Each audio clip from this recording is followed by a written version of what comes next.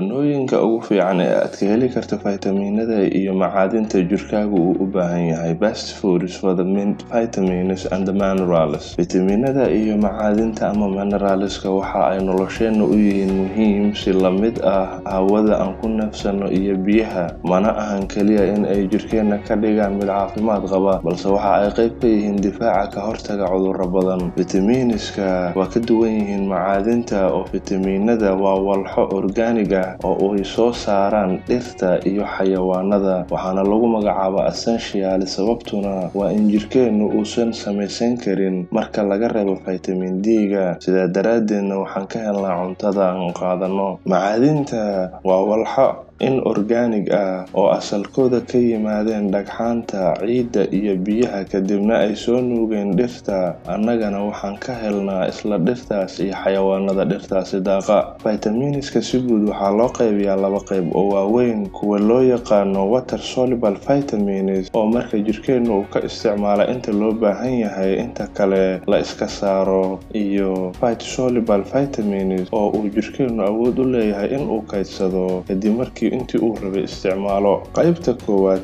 ee loo yaqaan water soluble vitaminska waa 9 vitamin. 8 ka mid ah waxay sitaan magaca B, waana vitamin B1, vitamin B2, vitamin B3, vitamin B5, vitamin B6, vitamin B7, vitamin B9 iyo vitamin B12 alif. Midka sagaalaadna waa vitamin BC.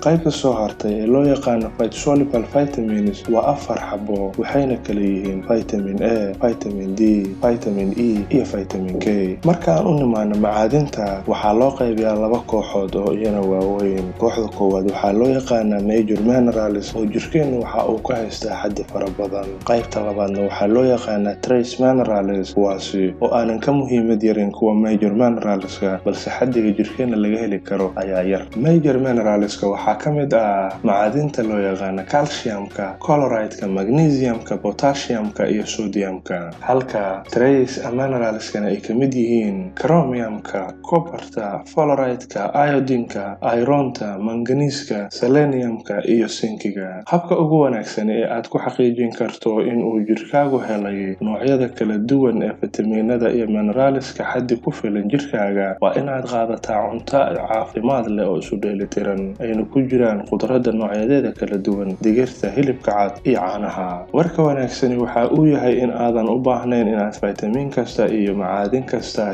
aad cunto gooni ah oo aad hal cunto ka wada heli karto dhowr nooc oo faytamiino iyo macdan ah. Tusaale, hilibka noocyadiisa kala duwan iyo wax soo saarada caanaha ka yimaada sida farmaajada iyo yogurtka waxaa ku wada jiro vitamin B3, vitamin B6, vitamin B12 alif, vitamin A, vitamin D, macdanta calcium, potassium iyo iron.